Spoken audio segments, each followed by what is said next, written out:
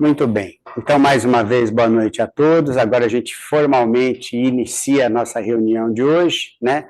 Agradecendo, como sempre, a presença de vocês, a consideração de vocês, e lembrando que essa participação, cada um com a sua energia, fortalece muito a egrégora do centro, que já é uma egrégora, na minha visão, pelo menos, bem forte, né? E quando a energia das pessoas, daqueles que habitualmente participam, se agrega a essa egrégora, ela se torna mais forte ainda. Então, a gente vai principiar, como sempre, fazendo a nossa oração de abertura. Alguém aqui se habilita a fazer a oração de abertura? Nicolau, Maria Clara? Esteja vontade. Como vocês podem ver, com uma diferença especial a mim, eles passaram a bola para que eu faça a oração. Então, vamos lá, pessoal. Lembrando também que a água já deve ficar aí do lado de vocês, porque mais adiante a gente faz a oração de encerramento e, com isso, a água é abençoada, é fluidificada. Então, vamos lá. Pai amado, nós agradecemos a oportunidade de participar uma vez mais desta reunião, uma reunião de amor, uma reunião de paz, uma reunião de serenidade.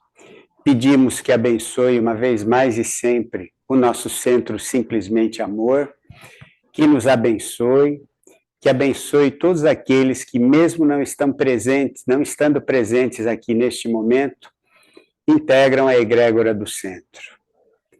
Pedimos também, Senhor, que derrame sobre nós a tua energia de amor, a tua energia de compaixão, e que nos permita, como meros instrumentos, que possamos propagar essa energia do teu amor, da tua compaixão, e que possamos também servir de instrumento da tua vontade e dos teus desígnios. Nos abençoe mais uma vez e permita que a nossa reunião transcorra em clima de paz, em clima de serenidade, e que possamos, Senhor, de alguma forma, e mesmo com as nossas imperfeições e com as nossas limitações, apreender tudo aqui que for aqui ventilado hoje. Gratidão, Pai. Ave Maria, cheia de graça, o Senhor é convosco, bendita sois vós entre as mulheres, e bendito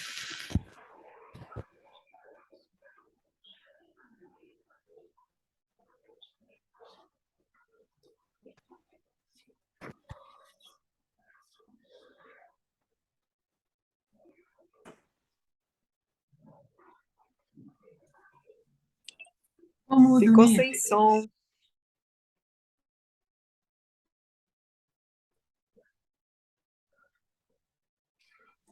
Ni, tá sem som. Ni, tá sem som.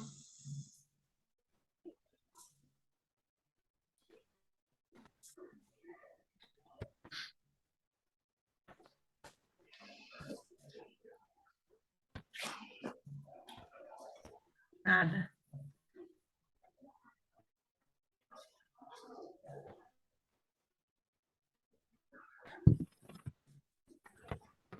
Vocês estão ouvindo agora, pessoal? Agora sim, pode ter acabado a bateria, a pilha do outro. Isso, a gente já vai providenciar, o Nicolau está fazendo a gentileza, vamos trocar as pilhas, enquanto isso a gente segue com esse microfone.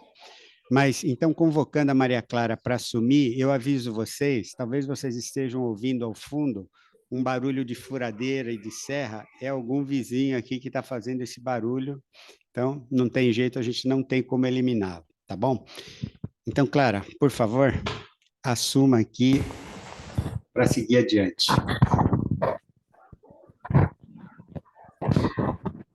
Olá, boa noite, estão me ouvindo? Melhorou? Estão me ouvindo agora ou não? Ih, ninguém respondeu, por que não? Estão me ouvindo? Assim, Clara. Sim, sim. Então, pronto.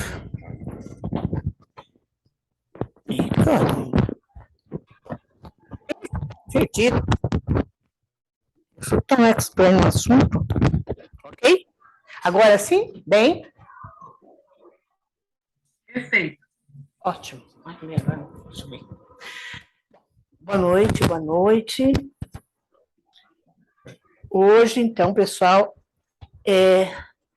vamos falar de algo que é muito sabido nas nossas vidas, que acho que todos nós já ouvimos e já muitas vezes, sobre as parábolas de Jesus. E especialmente uma que muito eu gosto, é a que eu vou comentar hoje com vocês. Trata-se da parábola do Jesus e o centurião. Então eu vou ler o que Mateus 8, versículos de 5 a 13, descreveu o fato. Tendo Jesus entrado em Cafarnaum, chegou-se a ele um centurião e rogou-lhe: Senhor, o meu criado jaz em casa paralítico, padecendo horrivelmente. E disse-lhe Jesus: Eu irei curá-lo. Mas o centurião respondeu: Senhor, eu não sou digno de que entres em minha casa, mas dize-me somente uma palavra, e o meu criado há de sarar. Porque também eu sou homem sujeito à autoridade, e tenho soldados às minhas ordens. E digo a um: vai ali, e ele vai. A outro: vem cá, e ele vem. E ao meu servo: faze isto, e ele o faz.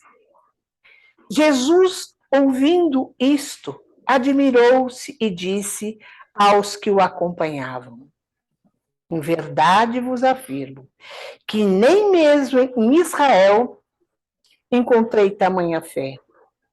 E digo-vos que muitos virão do Oriente e do Ocidente, e hão de sentar-se com Abraão, Isaque e Jacó no reino dos céus.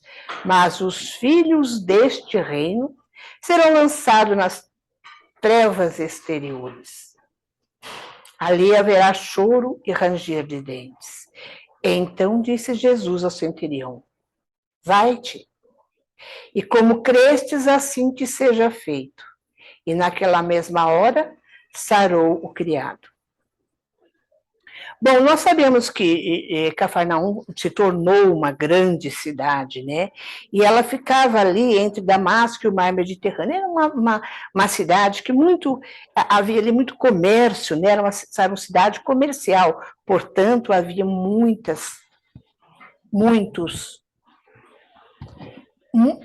pessoas de vários lugares, mas também Israel sempre foi a maior. Era o povo que pertencia àquela região, né? Àquela cidade. Mas, sabendo este centurião que Jesus estava chegando em Cafarnaum, e ele já conhecera a história de que ele sempre fizera muitas curas. Então, ele foi até Jesus. E da forma mais, como ele sempre aprendeu, e veja bem, ele era um centurião romano. O que significava ser um centurião? Como eu acabei de dizer, era uma cidade comercial. Era uma cidade onde havia, então, muita gente, muitos transeuntes, muitos interesses de vários povos que ali comerciavam. E para isso, Roma, para manter-se o seu domínio, ela tinha ali uma milícia de 100 homens, bem treinados, é claro, e para manter o controle sobre a égide romana. E o comandante desses 100 homens era chamado de centurião, por isso o nome, centurião. Então, veja bem, ele era um comandante e, como tal, romano de nascimento, de cultura, de religião e etc. Ele não tinha conhecimento como Israel, né? Do Evangelho, mas ele não tinha, ele não tinha essa religiosidade,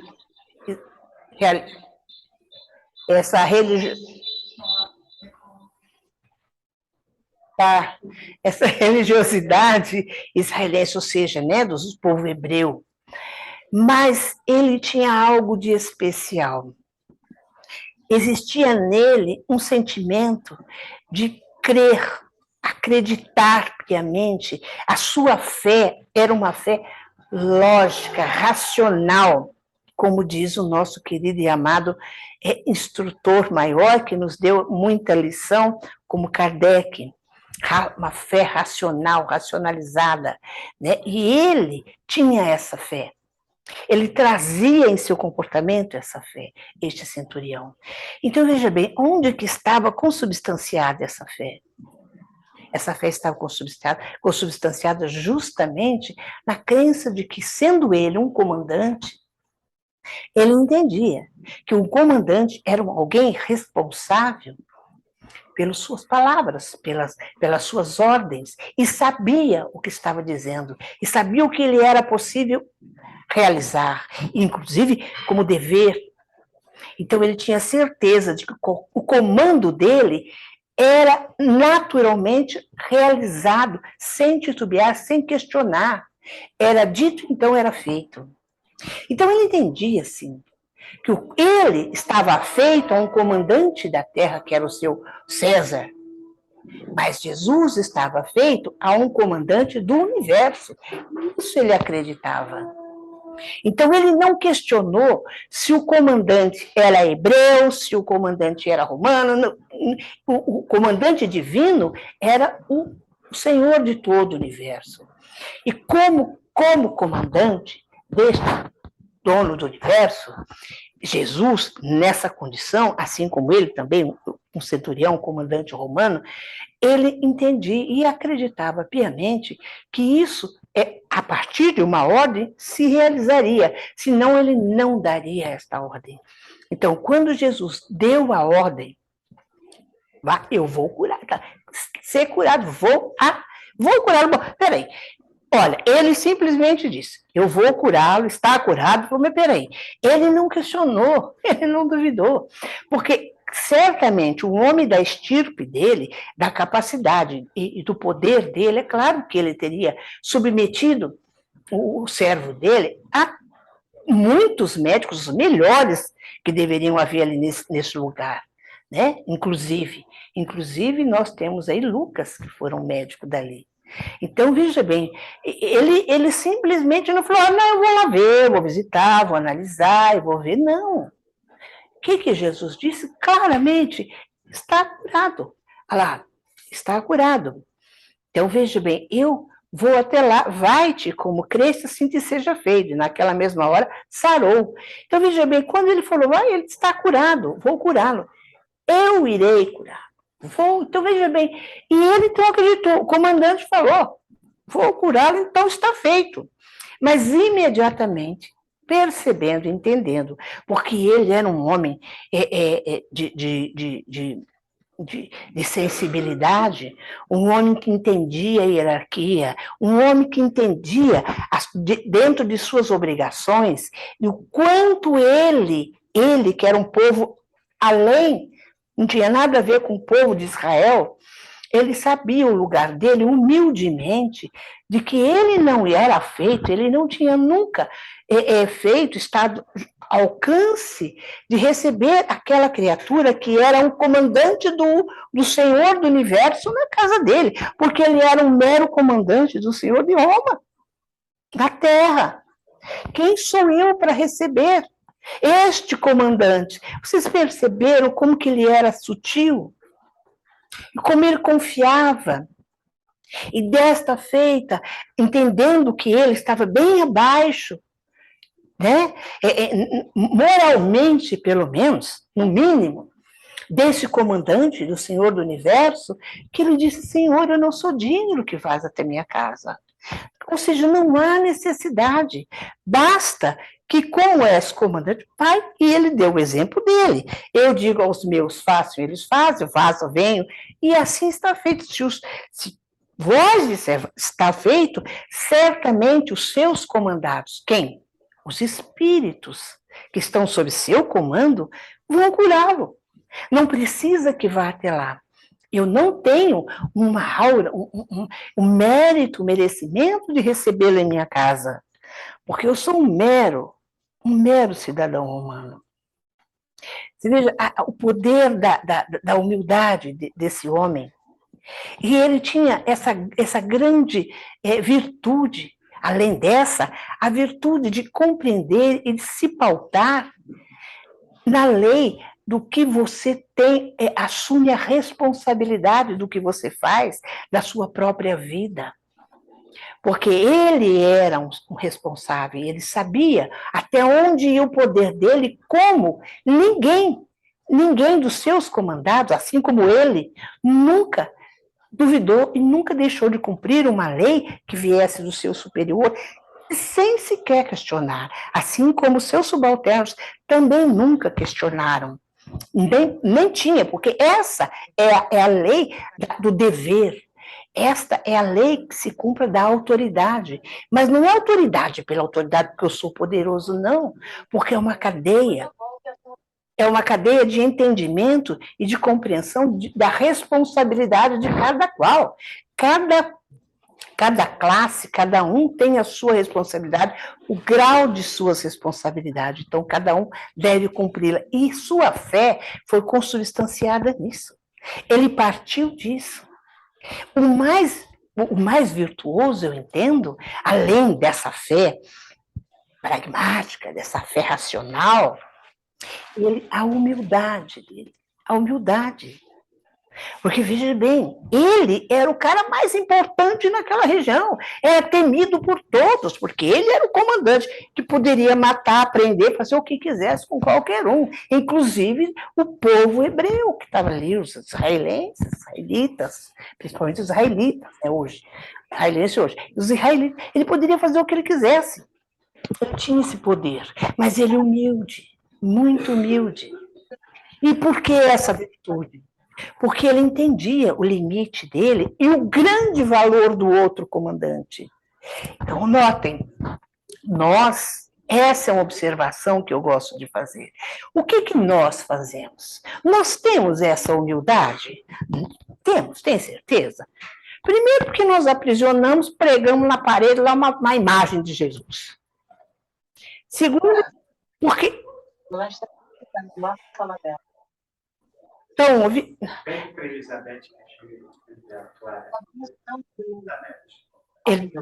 Elizabeth, acho que é o seu microfone, querida. Boleto da incorporadora. Eu mesma dei na sua mão. Maria Clara, você pode apertar o microfone dela para ficar mudo. Vai no lateral ali, você emudece ela. Mas acho que tem que ser feito por aqui. O estudo do fluxo de caixa.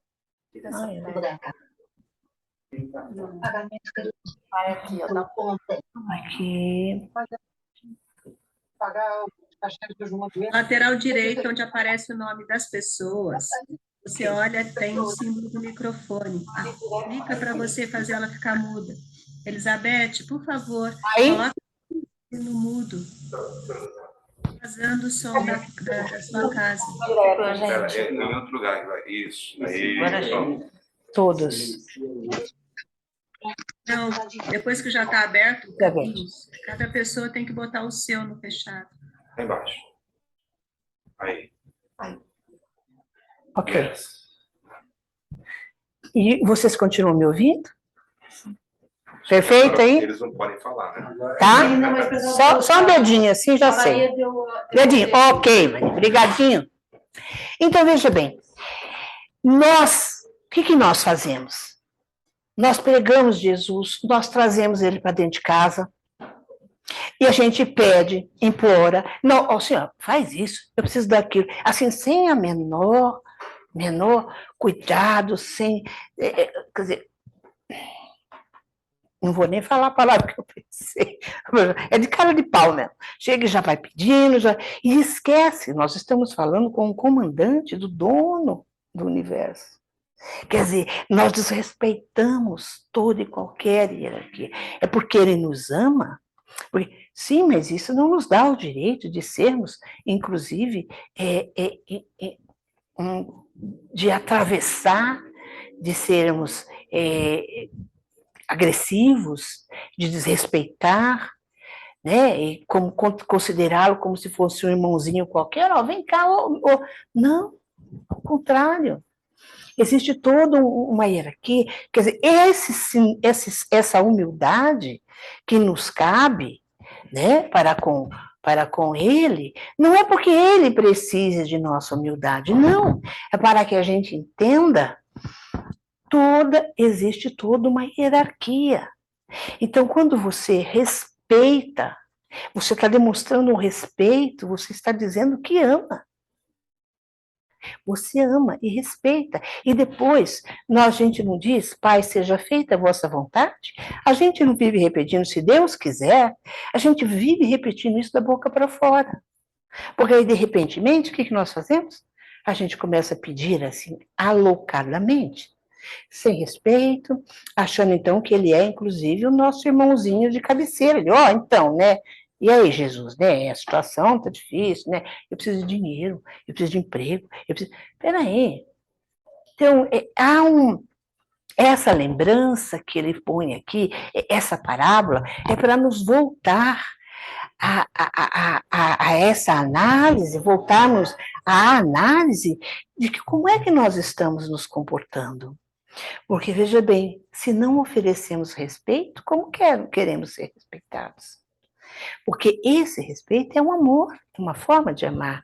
Porque, veja bem, lembrando e repetindo, Jesus estava ali para ajudar e sempre fez isso.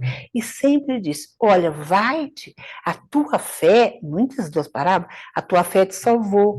Vai, não faça mais a tua fé. Ou então ele perguntava, o que queres que eu faça? Porque é importante que tenhamos, que depositemos essa fé, mas essa fé tem que ser consubstanciada em algo. Esse romano não tinha a informação que temos. E nenhuma ele tinha. Aliás, ele tinha vários deuses.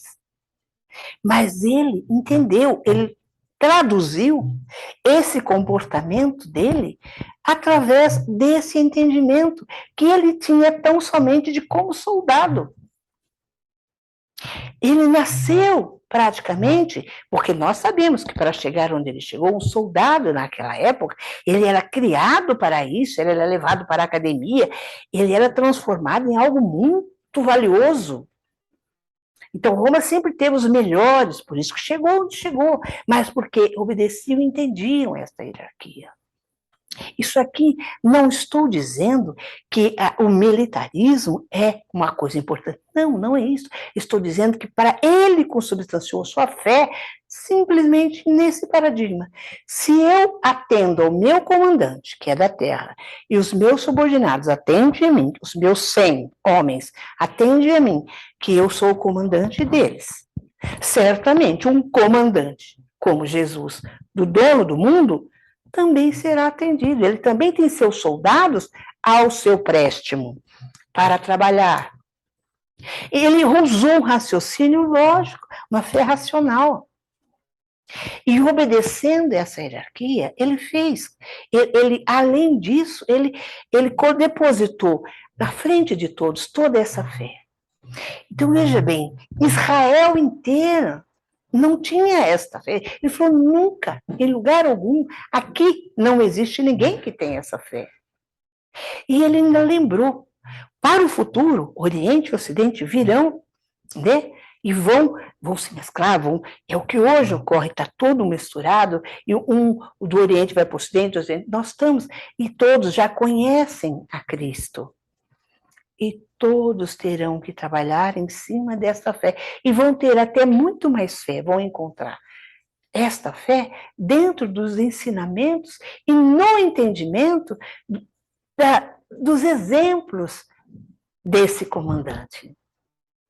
Então, para mim, é muito interessante o estudo da fé a partir deste ponto, porque quando se fala em fé racional, como Kardec fala, parece que fica uma coisa meio estranha, né? Pelo menos a mim, é muito como é que faz para ter a minha fé, para eu ter essa fé viva? Então, de repente, ele utilizou os elementos que ele tinha dentro dele. E nós, quais os elementos que a gente usa para atuar com essa fé racional? No que eu consubstancio a minha fé? Nessa confiança de que Deus está por nós e que o nosso comandante, aquele que fala por nós com o chefe do universo, como é que eu posso acreditar e confiar piamente que está sendo feito? Ou seja, está na vontade do Pai ou estou falando só de boca para fora? Então, na verdade, esse questionamento é mais, vamos dizer assim, para fortalecer a nossa confiança em nós, em nossa fé. Confiar na minha fé é o quê? Eu ter certeza de onde quais são os elementos que eu estou trabalhando e utilizando para acreditar no que eu peço. Pode ser ou não atendido. Deve ou não ser atendido. Como é que eu consigo alcançar esse pedido? Porque eu sou filho de Deus, tá? Mas isso não justifica, porque eu sou filho de um pai generoso, não justifica. Porque até para isso tem que haver uma ligação, um ponto de ligação. E o ponto de ligação, esse portal, até para eu ser atendido, eu tenho que ter a chave, essa senha. Senão eu não entro no link. Eu preciso ter essa senha. E essa senha, fé, ela tem números, tem letras, ela tem uma série de situações que você mesmo que vai determinar. Então, nós temos que descobrir qual é a nossa senha. Nós é que vamos escolher o nosso caminho.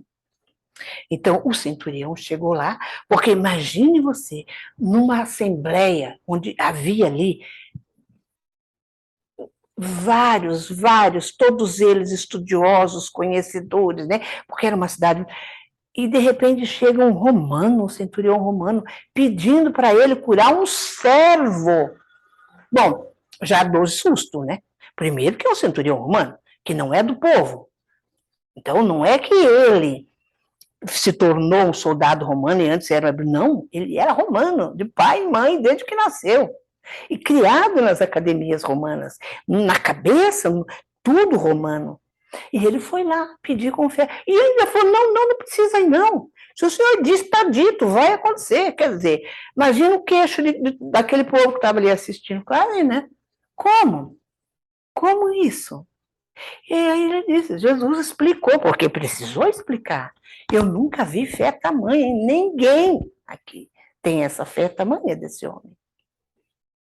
Então, ele explicou claramente e deixou claro. Então, vai-te, porque será feito exatamente pelo que pediste. A tua fé já curou o seu servo. E assim será feito, e assim está feito. Tanto é que quando ele chega, sim, imediatamente, antes mesmo da chegada dele, já no caminho dele, que ele estava voltando para casa, um outro servo veio atropelando, correndo atrás dele, Senhor, fulano está curado, fulano, sabe, assim, desesperado. Porque, de fato, isso aconteceu. Então, ele falou, mas eu sei, calma, falou para o servo, calma, eu sei que ele está curado. Eu tinha certeza disso. Então, ele não, ao contrário, ele já tinha certeza. Ele ficou realmente agradecido. Sabe por quê? Havia sido feito um pedido à pessoa, um comandante que tinha o poder de resolver a situação. E isso para ele, porque a fé dele foi tão somente uma. Ele era comandante do dono do universo. Isso ele tinha entendido. Por que ele tinha entendido isso? Porque ele soubera de várias curas. Ele estava ali já há muito tempo. Ele ouvira falar de muitas curas. Mas quem é esse homem? Ele só pode ser algo muito especial para conversar com alguém mais especial ainda e realizar essas curas. Porque aí, então, ele com todas essas informações, porque é claro que ele tinha essas informações, ou vocês acham que não? Ele era um comandante. Ele precisava ter todas as informações do que ocorria ali. Claro, e ele devia ter muitas informações dessas curas, quem era esse moço nazareno, quem era esse rapaz, e claro, porque a cidade agora ele sabia que ia se encher mais ainda com a chegada dele. E é claro que ele foi avisado. Você acha que um comandante da estirpe dele não teria noção de tudo o que estava acontecendo? Ele tinha que ter domínio sobre uma região onde tinha muito comércio, muito dinheiro, ou seja, que para Roma era ponto crucial. É claro que ele tinha todas as informações. E com as informações que ele foi obtendo, ele entendeu. Ele tem a senha do homem lá de cima. Então eu vou falar com ele, de comandante para comandante. E aí, então, eu vou conseguir. Porque ele pode, só ele pode, nem o médico aqui conseguiu. Nós temos essa senha, gente? Onde está? Qual é a nossa senha? Então, veja bem, este é o grande momento da gente pensar, da gente até se colocar, vamos ser humildes, né? Lembrarmos que ele é nada mais, nada menos que o comandante do dono do universo. Então, será que a gente pode se lembrar disso um pouquinho? E respeitá-lo como tal? E não transformá-lo de irmãozinho de cabeceira? Não. Então, veja bem, isso é importante. Não estou dizendo que a gente deve temê-lo, não, mas respeitá-lo, amá-lo por isso. Porque ele nos atende. Ele coloca, nós somos lá humilde servo. Nem isso às vezes a gente quer ser, né? Não. Às vezes a gente quer se pôr como comandante, não como servo. Não é nem como soldado, é como servo, imagina. E será que a gente não é realmente um servo e não deveria se colocar como tal? Ele nos lembrou isso como? Ele se colocou como servo o tempo todo. Ele sempre fez. Ele ofereceu. Todos os atos dele foi de servir. Inclusive o último, de lavar os pés dos apóstolos. Então, veja bem, ele se punha como servo. Será que essa não é a dica da senha? Eu acho que essa é uma dica importante, porque ela se repete sempre. Em todo o evangelho dele, essa senha se repete. Não seria interessante a gente começar a pensar? A senha começa por aí. Senhor, como disse Paulo, ou Saulo, que queres que eu faça? Se coloque como servo, sirva, seja caridoso. E ele repetiu muitas vezes, a caridade nos salva. Então é esse o segredo. Vamos pensar nessa senha? Porque é colocando-se assim, Senhor, coloca-me como servo. Faça-se em mim segundo a vossa vontade. Deixa-me servi-lo ou servir aos meus irmãos, porque o que ele quer é isso. Sirva a todos os seus irmãos em meu nome. Porque assim que você atender ao menor das criaturas, estará atendendo a mim. Ele foi tão humilde que ele se propôs isso. Então vamos pensar nessa senha? Perguntar todo dia, no que eu posso servir? Porque esta é a senha. Servir, servo do comandante maior. Senhor, de manhãzinha, estou aqui pronto. O que eu posso servir? O que posso lhe servir? Faça-se em mim segundo a vossa vontade. E certamente o seu dia será guiado pela luz dele. É isso que eu tinha para dizer para vocês. E se vocês tiverem, alguém tiver alguma pergunta, alguma coisa, por favor, é só abrir porque é para todos?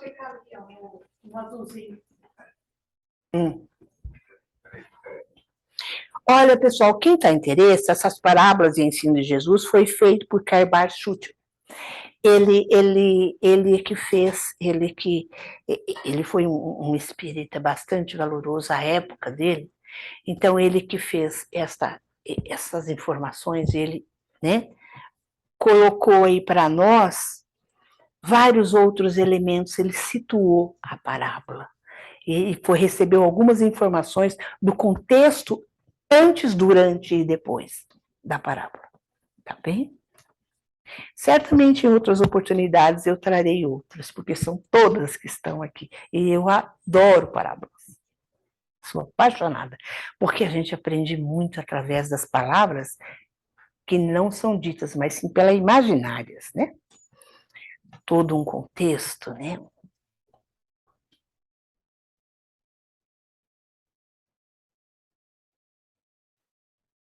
Essas histórias.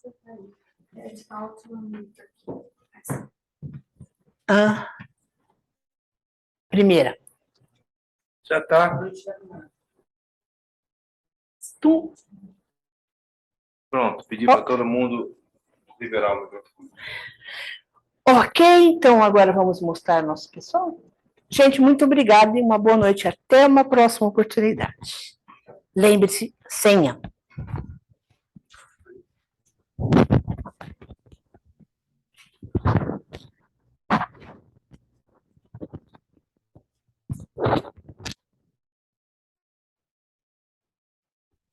Bem, pessoal, então agradecendo aqui a Clara pela participação, pela colaboração, né?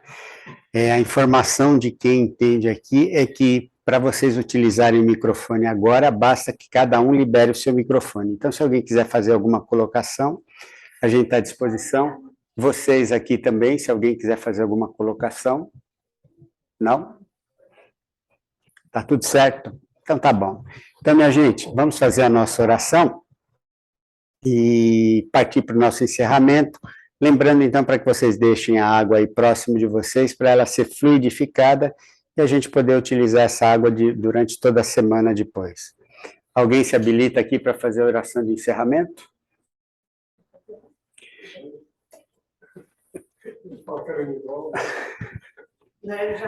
Então, o Alexandre vai colaborar aqui, mediante coação de todos os outros, ele concordou em fazer a oração de encerramento, tá bom? Vamos lá, Alexandre. Então...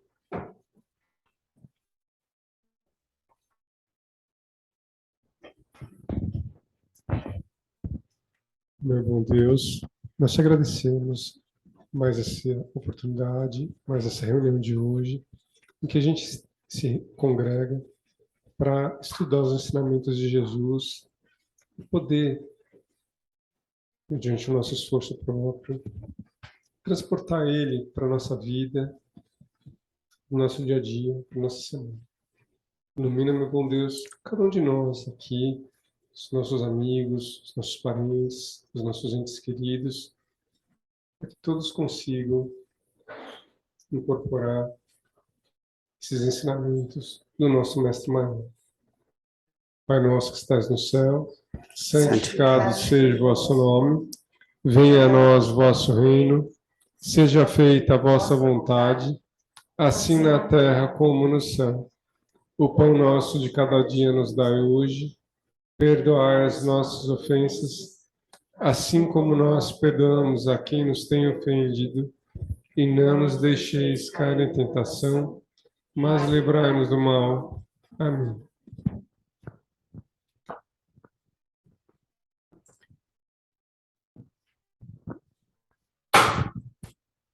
Muito bem, pessoal. Então é isso. Agradecendo mais uma vez a participação de vocês. Reiterando aqui, para a gente é sempre uma alegria contar com todos vocês. Então nós desejamos aí que vocês tenham uma excelente semana, muita paz, muita tranquilidade, muita serenidade, muito equilíbrio. E terça-feira próxima nós estaremos aqui novamente para mais uma reunião. Tá bem? Então fiquem com Deus, tenham uma boa noite. Se vocês quiserem liberar o microfone para nos dar aquele tchau, aquela despedida de todos os dias, por favor, fiquem à vontade, tá bom? Boa noite. Boa noite a todos. Tchau. Boa noite, gente. Semana que vem, se Deus quiser.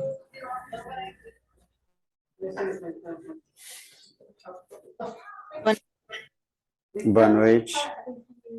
Boa noite. Boa noite, Glória. Boa noite. Terminar a gravação. Como é que eu faço aqui?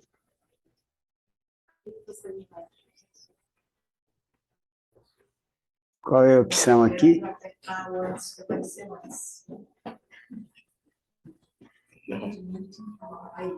Gente, ok.